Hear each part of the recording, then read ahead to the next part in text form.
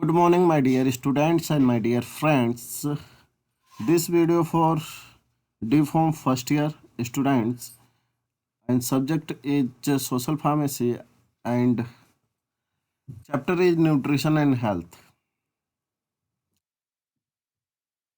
I am Chandramohan Singh and my channel is Super Pharmacy.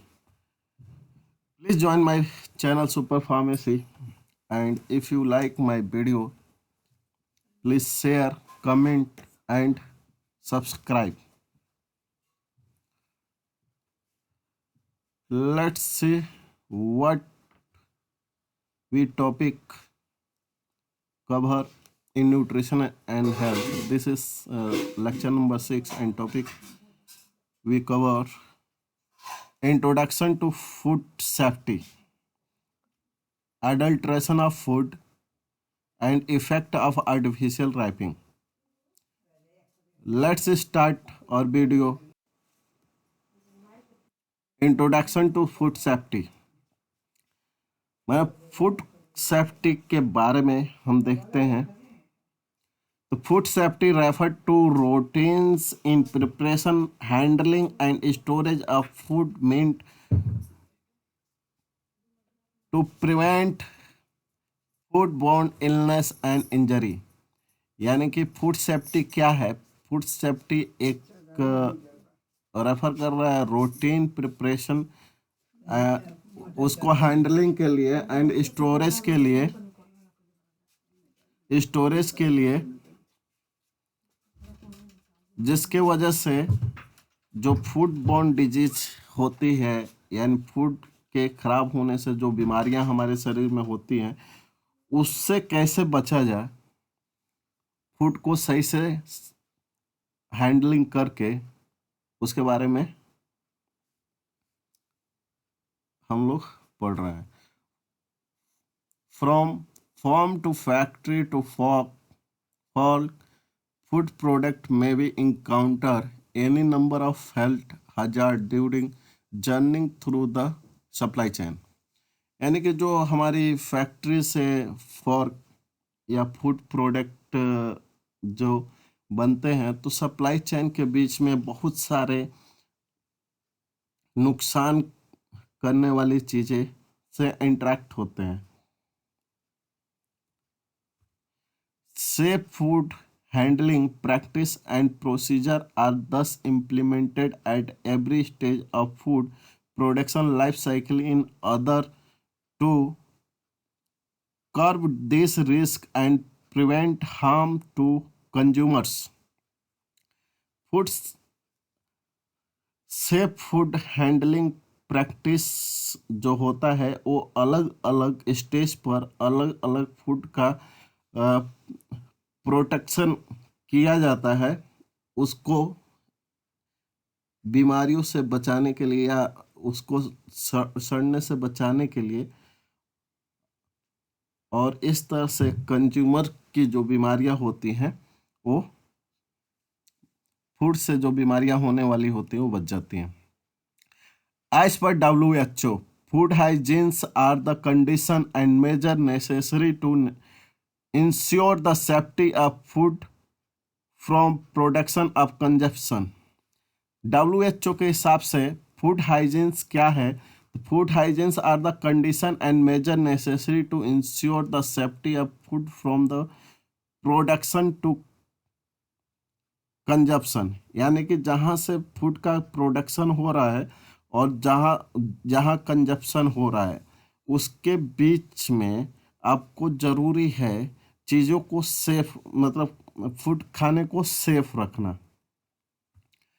Food can became contaminated at any point during the selecting and harvesting, processing, storage, distribution, transportation and preparation। Lack of adequate food hygiene can lead the food-borne disease and death of the consumers।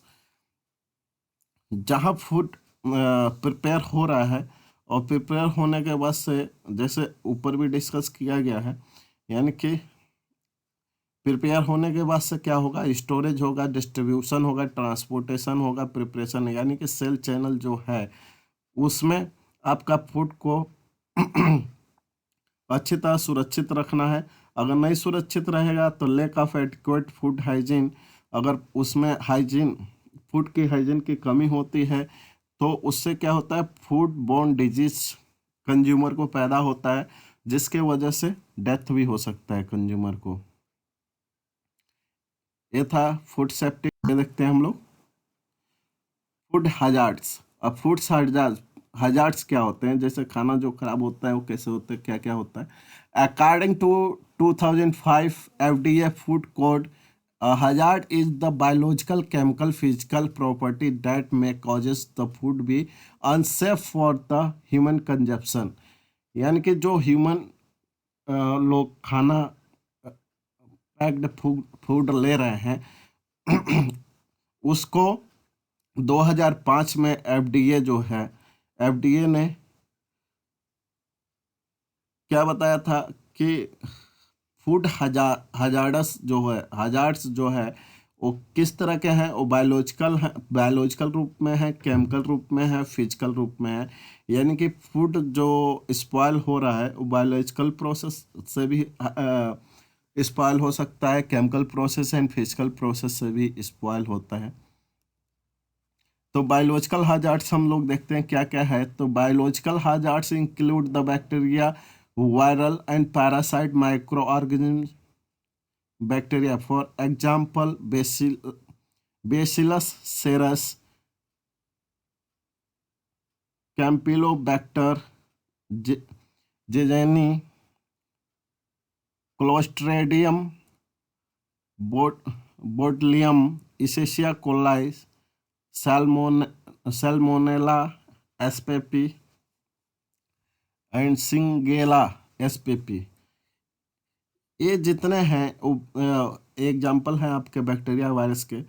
तो bacteria virus जो होते हैं वो biological hazards में आते हैं, वो food को क्या करते हैं, स्पॉयल कर देते हैं। The majority of biological hazards are the bacteria that can be controlled through time, temperature, acidity, water acidity. Some bacteria from the spores that and highly persistent and may not be destroyed by cooking and drying। इसमें bacteria जो होता है, bacteria जो होता है उसको हम control कर सकते हैं टेम्परेचर मेंटेन करके, या एसिडिटी मीडियम या वाटर एसिडिटी मीडियम के थ्रू बैक्टीरिया को हम कंट्रोल कर सकते हैं। और बहुत सारे बैक्टीरिया जो होते हैं वो इस स्पोर से बैक्टीरिया आपका जनरेट होता है, जिसके वजह से हम कुकिंग के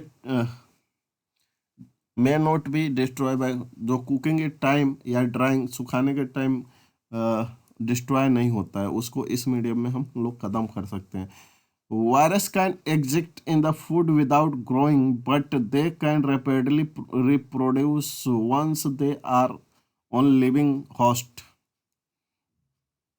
वायरस जो होते हैं, virus can exist in the food without growing, virus जो होते हैं फूड के साथ ग्रो नहीं होते हैं, बट अगर वायरस लग जाते हैं तो रैपिडली रिप्रोड्यूस, जब होस्ट उनको मिलता है तो होस्ट में रैपिडली मतलब ज़्यादा मात्रा में अपने आप को प्रोड्यूस करते हैं। Most typically human beings, virus can best be control by the good personal hygiene because that limit the transmission virus via human control or common food contact. For example, hepatitis A and hepatitis E, rotavirus and norovirus and reovirus। कुछ example हैं इसके, hepatitis A and E, rotavirus and NOR virus and Rio virus. Virus के example है जो food को contaminated करते हैं, जिसके वजह से होस्ट सेल में जा कर के रैपिडली इस इंक्रीज रैपिडली ग्रोथ होता है इनका वायरस का, और उसके वजह से क्या होता है, इसको हम लोग फैलने से रोक सकते हैं, ट्रांसमीटर से। Parasite also needed host. Parasite जो होते हैं उनके लिए होस्ट की जरूरत होती है। They are mostly animals host species. इसमें अधिकांश आपके जानवर होते हैं। What the can survive in humans, adequate cooking और freezing destroy parasite. Special attention to the food such as pork, fish, and beer. They are known to carry parasite. Example: Tania spp, Tricinella spiralis. Parasite क्या होते हैं? Parasite जो होते हैं परजीवी होते हैं, वो किसी जीव पर अपना जिंदगी बिताते हैं। तो उसमें जैसे एनिमल इनका होस्ट बनते हैं, तो एनिमल में पैरासाइट होने के वजह से क्या करते हैं, ये बीमारियां फैलाते हैं। तो इसलिए हम लोग जो एनिमल से फूड बनता है उसको अच्छी तरह से बढ़िया से बढ़िया उसको कुकिंग किया जाता है, अधिक टेम्परेचर पर कुक किया जाता है, यानी गला दिया जाता है। उसके बाद से फ्रीजिंग करके उसको डिस्ट्रॉय कर सकते हैं। इसके बाद से हम लोग देखते हैं केमिकल हजार्ड्स क्या होते हैं। तो chemical hazard also causes food borne illness. Chemical hazards में occur naturally or may be introduce during the stage of food production. Chemical hazard जो होते हैं वो भी फूड बोर्न डिजीज पैदा करते हैं। और केमिकल हजार्ड्स क्या होते हैं, वो नेचुरली भी हमको मिलते हैं या food production, during food production के थ्रू भी हमको मिलते हैं। तो naturally occurring chemicals can be found in the some species of fish and shellfish, some plant food and mushrooms। Natural occurring chemicals जो होते हैं वो हमारे क्या होते हैं, फाउंड इन स्पेसीज। जैसे कि मछली में, सेलफिश में, सेलफिश में, फिश में, या प्लांट फूड में, और मशरूम्स में केमिकल हजार्ड्स आपको नेचुरली आकरिंग मिल जाएंगे। तो some chemicals add to food also make them unsafe. कुछ केमिकल्स जो होते हैं फूड को अनसेफ बना देते हैं। These include sulphates, sodium nitrate, mono sodium glutamate, और lead copper, environmental additives, fertilizer, pesticide, and cleaning agent,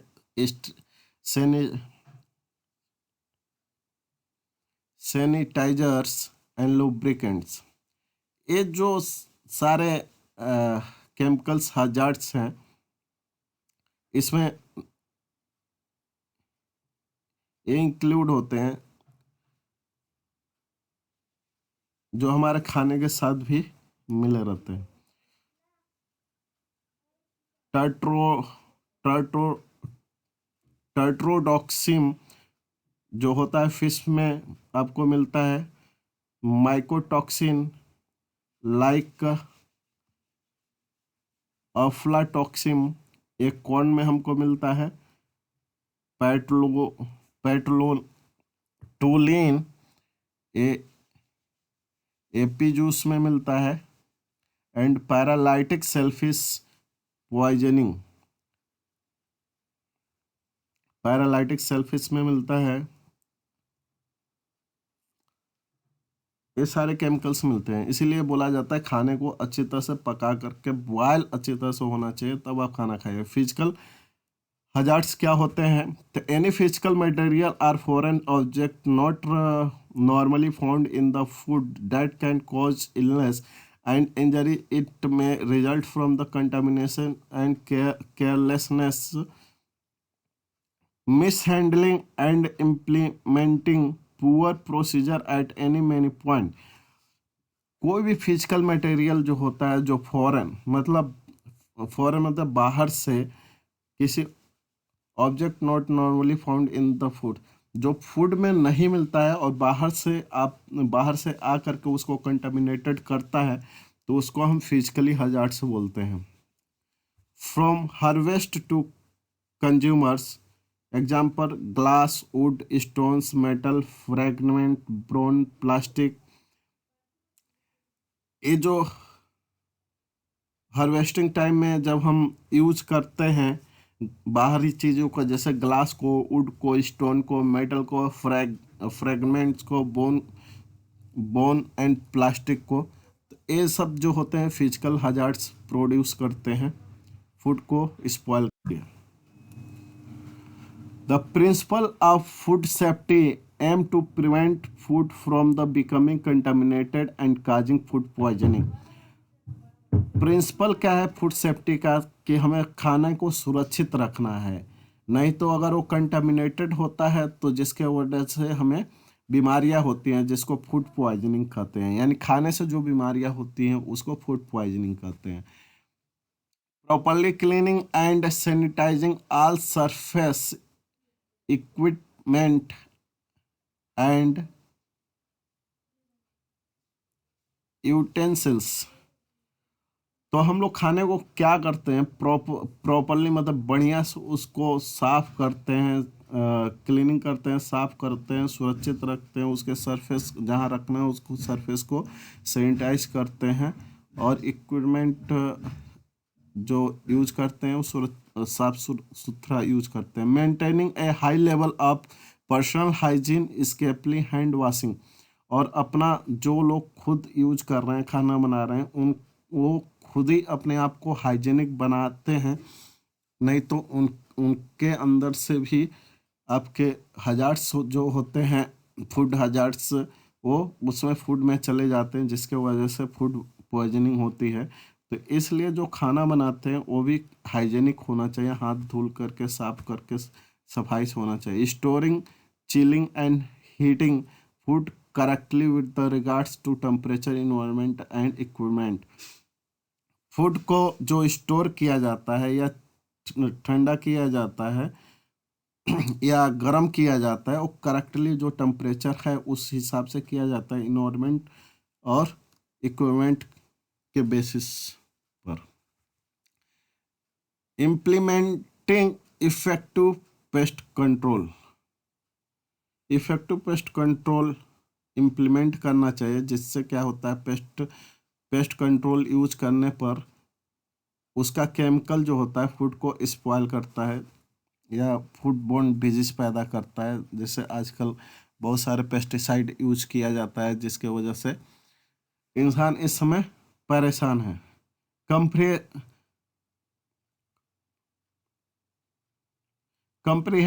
handling food allergic, food poisoning and food intolerance. Importance of food safety, food safety का क्या importance है उसके बारे में हम देखते हैं।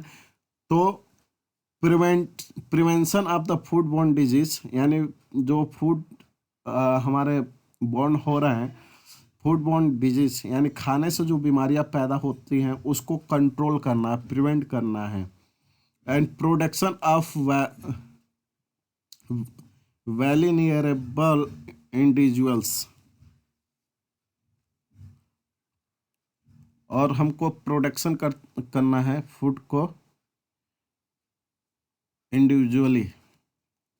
बूस्टिंग ऑफ कंज्यूमर कॉन्फिडेंस, और कंज्यूमर जो ले रहे हैं रेडीमेड फूड, उनके कॉन्फिडेंस को बढ़ाना है। And protection of the procedure, जो प्रोड्यूसर होता है, जो यहाँ से प्रोडक्शन हो रहा है, वो प्रोटेक्टिव होना चाहिए, प्रोटेक्शन होना चाहिए। इम्प्रूव्ड प्रोडक्टिविटी, यानी खाना जो खा रहे हैं उसका अधिक से अधिक रिजल्ट होना चाहिए। And growth of food trades, और फूड ट्रेड जो फूड का खाने का बिजनेस है उसमें ग्रोथ होना चाहिए, ग्रोथ होता है, ये इम्पोर्टेंट।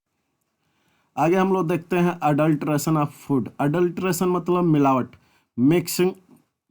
मिक्सिंग यानी कि खाने में मिलावट, जो हम लोग खाना खा रहे हैं उसमें क्या मिलावट है उसके बारे में देखते हैं। Food is essential for the sustenance of life. We all eat food and gain energy from different metabolic activity. Food क्या होता है हमारे जीवन के लिए, किसी भी ह्यूमन बींग्स को जीवित रखने के लिए खाना जरूरी है। खाना खाना खाने से हमें क्या होता है, एनर्जी मिलता है जो मेटाबॉलिक प्रोसेस एक्टिविटी के थ्रू होता है, और अलग अलग हम एक्टिविटी उससे करते हैं।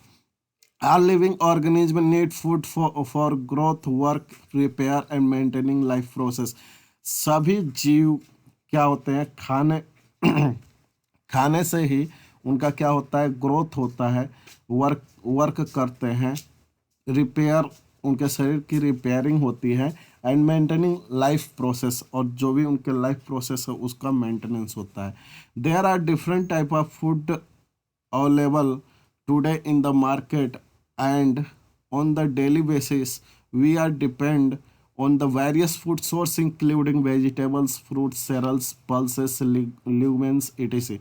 बहुत सारे अलग अलग टाइप के खाना है जो हम मार्केट से लेते हैं, डेली बेसिस पर हम खरीदते हैं, जिसमें क्या है, आपका वेजिटेबल्स है, फ्रूट्स हैं, सेरल्स हैं, पल्स है, लेगुमेंट्स है।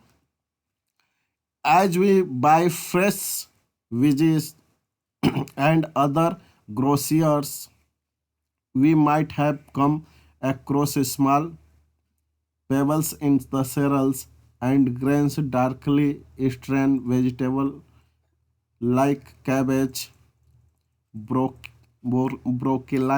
fruits, dark and red meat and lot of, जो हम लोग मार्केट से खरीदते हैं, सब्जी खरीदते हैं, अनाज खरीदते हैं, दाल खरीदते हैं या मीट खरीदते हैं, उसमें क्या होता है, उसमें देखते हैं हम लोग, तो उसमें बहुत सारी चीज़ें, उसके फिजिकल अपीयरेंस चेंज होता है कुछ चीज़ों में, तो वो किस वजह से होता है, वो मिलावट की वजह से। अकॉर्डिंग टू एफडीए के हिसाब से क्या है, food alteration includes any filthy, putrid, adding composed substance of, or if it is prepared, packed or held under the unsanitary condition।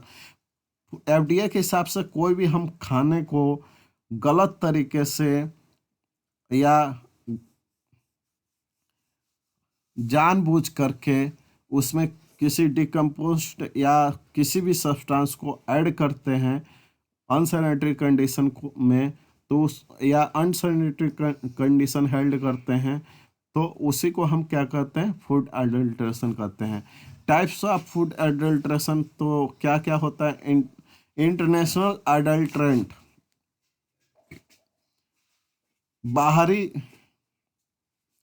बाहर से जो मिलावट किया जाता है वो क्या होता है, सैंड होता है, बालू हो गए, मार्बल चिप्स होते हैं, स्टोन्स होते हैं, मड्स होते हैं, मिट्टी होता है, एंड फिल्थ होता है, टाल्क होता है, चाक पाउडर होता है, वाटर मिनरल ऑयल होता है, हार्मफुल कलर होता है।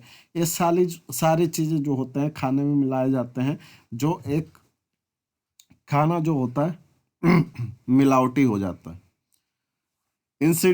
इंसिडेंटल यानी कि कुछ घटना की वजह से होता है, जैसे pesticide, reduced dropping of the rodents and larva in the foods.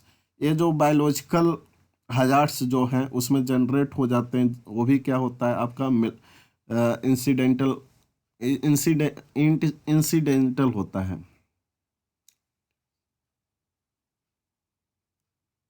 एक आपका कितने तरह का हो गया, तो एक ये आपका है इंटेंशनल, मतलब जानबूझ कर के मिलावट किया जाता है, जिसमें सैंड है, मार्बल है। दूसरा इंसिडेंटल, मतलब अपने आप कभी कभी गलती की वजह से ये हो जाता है। उसके बाद से आपका है मेटालिक कंटामिनेंट, मेटल के वजह से आपका हो जाता है, जैसे आर्सेनिक, फ्लाम, पेस्टिसाइड, जो पेस्टिसाइड हम लोग खेतों में यूज कर रहे हैं, उसके वजह से हमारे जो फ्रूट्स या वेजिटेबल्स या सेरल्स आ रहे हैं उसमें आर्सेनिक की मात्रा ज़्यादा हो जाना, ये भी आपका मिलावट है। लेड फ्रॉम द वाटर, पानी में लेड मिलना। Effluent from the chemical industry, effluent chemical industry से प्राप्त होना। टिन्स फ्रॉम कैन, या कैन से हमें टिन मिल जाना, कैन में की पैकिंग की वजह से टिन हमारे अंदर उस फूड में मिल जाना। इस तरह के आपके टाइप्स जो हैं वो अडल्ट्रेशन के टाइप्स हैं।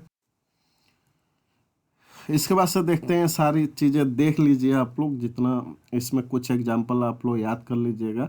जैसे बंगाल ग्राम दाल एंड थोड़ दाल, जो दाल है उसमें हम केसाई दाल मिक्स कर देते हैं, जिसके वजह से हमें कैंसर की शिकायत होता है। टी है, चाय पत्ती है, चाय में हम लोग क्या यूज करते हैं, एडल्ट्रेंट क्या होता है, use tea leaves proceed and coloured, उसमें कलर्ड मिक्स कर देते हैं तो लीवर का बीमारियां होती हैं। कॉफ़ी पाउडर है। मिल्क है, तो मिल्क में हम लोग चाक चाक पाउडर मिला देते हैं या चिकोरी पाउडर मिला देते हैं, जिसके stomach disorder and kidneys and joint pain होता है। खोआ है, वीट है, शुगर में हम चाक पाउडर मिला देते हैं जिसमें स्टोमक डिसऑर्डर होता है। मस्टर्ड पाउडर है। एडेबल ऑयल में इस समय बहुत सारे है। एग्रीमोन ऑयल है, जिससे हमारा आई साइट लूज होता है, हार्ट डिजीज होता है, ट्यूमर होता है। इस समय सबसे ज़्यादा एडेबल ऑयल से लोग परेशान हैं। मिनरल्स ऑयल, अगर उसमें एडेबल ऑयल में मिला दिया जाता है, जिसके वजह से लीवर आपका डैमेज होता है। एंड करंजा ऑयल मिला दिया जाता है, जिसके वजह से हार्ट प्रॉब्लम, लीवर डैमेज होता है। कैस्टर ऑयल मिलाया जाता है, स्टोमक प्रॉब्लम होता है। ये सारी सिर्फ आप लोग देख लीजिएगा, कुछ एग्जांपल इसमें 5, 7, 8, 10 याद कर लीजिएगा। तो कुल मिला जुला के जो हमारे खाने में एक्चुअली जो मिलावट हो रहा है, जैसे हम लोग मिल्क में आपका डिटर्जेंट यूज किया जाता है, जिसके वजह से कैंसर का होते हैं। दही में शैम्पूस यूज किए जाते हैं। इस तरह की चीज़ें जो होती हैं वो हमारे हेल्थ के लिए बहुत ही नुकसानदायक होता है।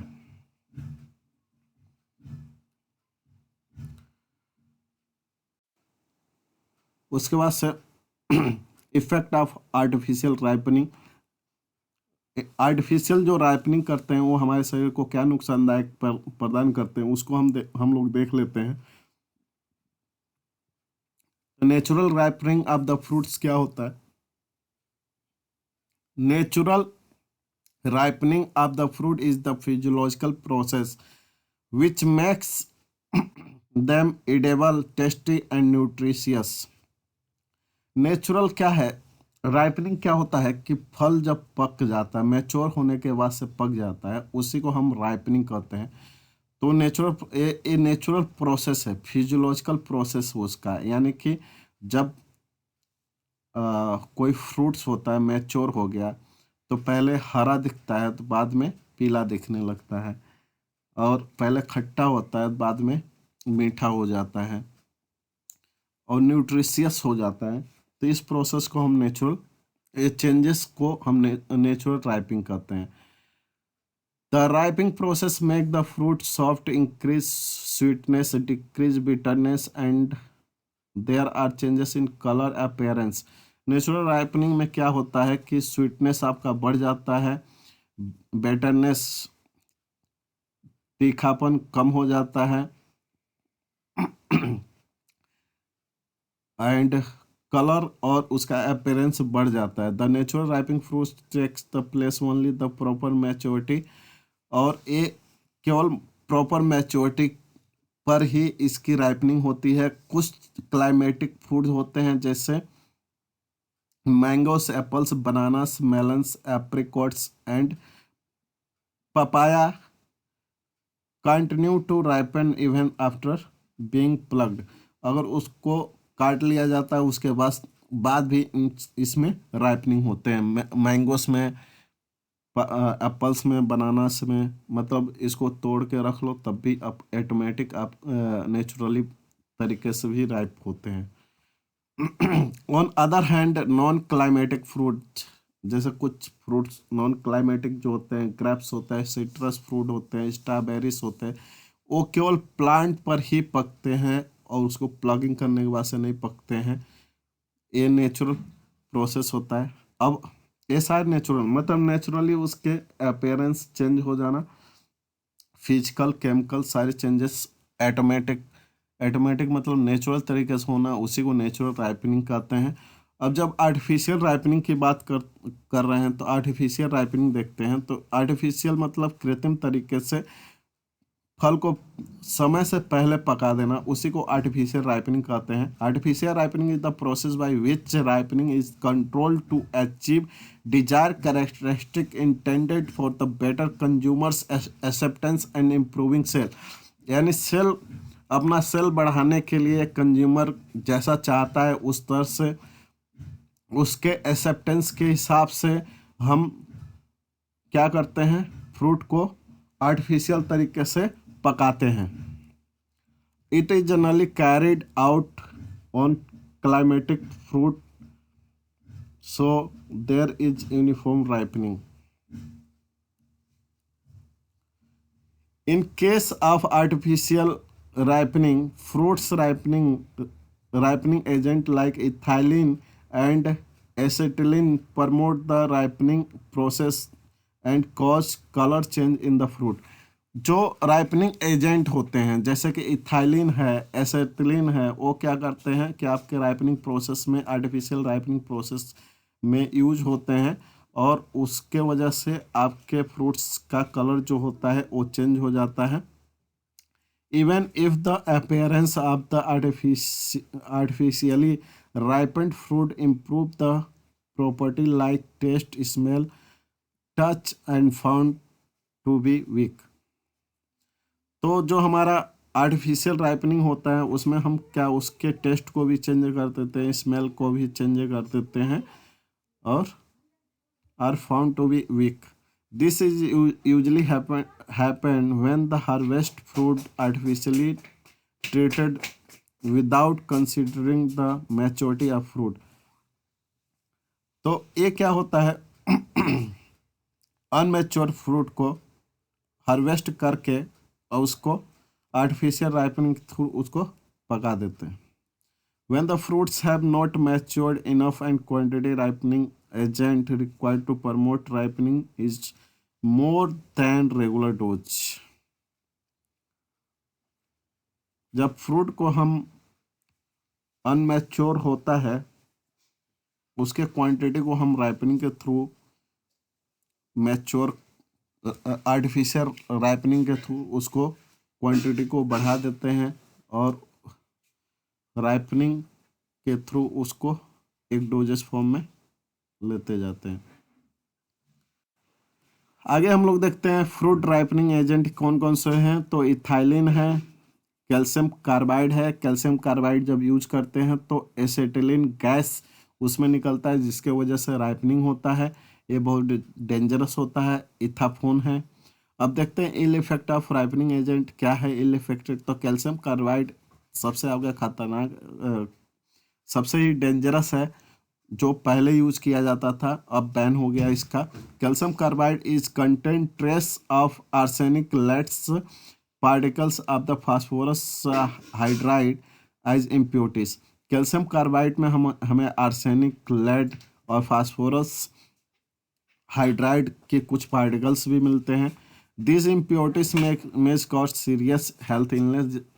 इस इम्प्योरिटी के वजह से हमारे हेल्थ की बीमारियां होती हैं, हेल्थ इश्यूज होते हैं। दे में कॉजेस फ्रिक्वेंट थ्रस्ट। ये क्या करते हैं, हमको जल्दी जल्दी प्यास लगता है, इरिटेशन होता है, mouth and nose weakness. Mouth and nose मतलब मुंह पर और नोज पर आपको इरिटेशन होता है, खुजली होता है, वीकनेस होती, कमजोरी महसूस होती है, परमानेंट स्किन डैमेज, स्किन आपकी खराब हो जाती है। Difficulty in swelling swelling swelling में डिफिकल्टी होती है, वोमिटिंग होती है, स्किन अल्सर्स होते हैं, ये सारी बीमारी है। हायर एक्सपोजर में भी cause undesired fluid build up in the lungs and pulmonary oedema. अगर इसकी अधिक मात्रा होती है तो हमारा रेस्पिरेटरी ट्रैक भी खराब हो जाता है एंड पोलुमनरी ओडेमा, में आपका इन्फेक्शन शो करता है। The acetylene released by the calcium carbide has been found to be determinant as the affected the neurological hypoxia। Actually ये तो आपके कैल्शियम कार्बाइड में जो मिलावट थी उसके वजह से सारी प्रॉब्लम हो रही थी। अभी जब एसिटिलीन कैल्शियम कार्बाइड जो है एसिटिलीन गैस रिलीज करता है, उसके वजह से आपको न्यूरोलॉजिकल या हाइपोक्सिया होती है।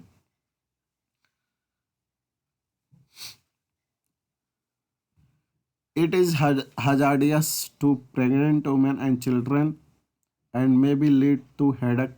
और प्रेग्नेंट वुमेन और चिल्ड्रन के लिए एक नुकसानदायक होता है, जिससे क्या होता है, हेडेक होता है, डिजनेस होता है, मूड डिस्टर्बेंस होता है, मेंटल कन्फ्यूजन, मेमोरी लॉस होता है, सेरेब्रल ओडेमा होता है, swelling in the brain causes by the excessive fluids होता है, स्लीपिंग होता है, सीजर होता है, एटीसी होता है। ये सारी बीमारियां होती हैं।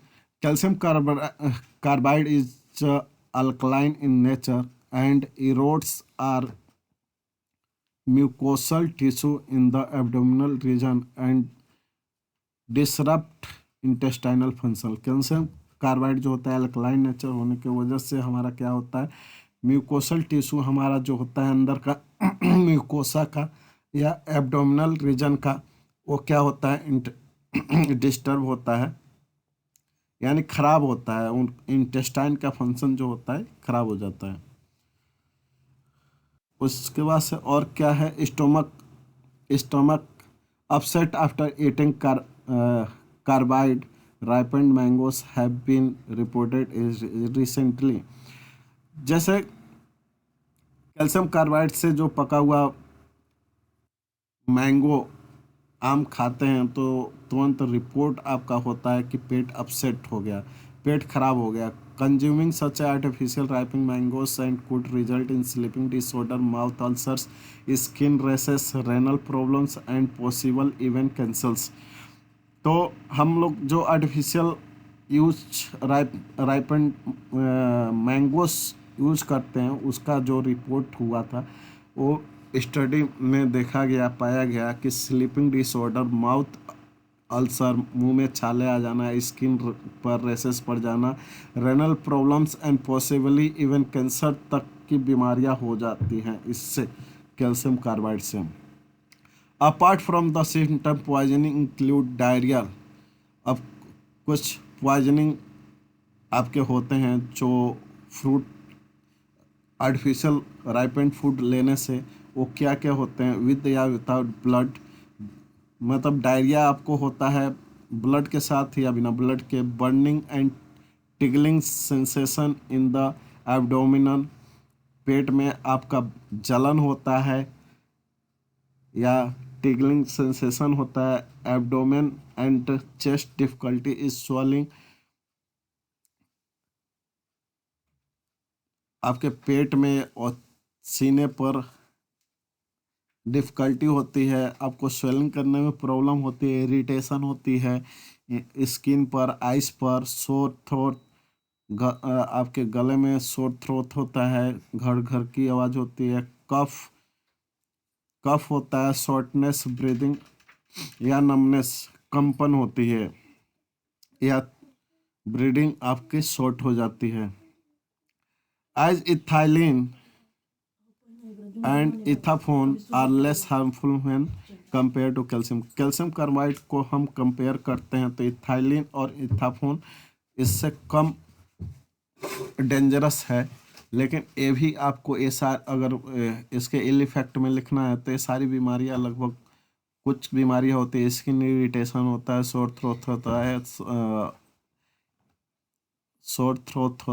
स्किन इन्फेक्शंस होते हैं, रेसेस होते हैं, बर्निंग होता है, स्टोमक पेन होता है। ये सारी चीज़ें इथाइलिन और इथाफोन में आप लिख सकते हैं, लेकिन कैल्शियम कार्बाइड की अपेक्षा इनके साइड इफ़ेक्ट कम होते हैं।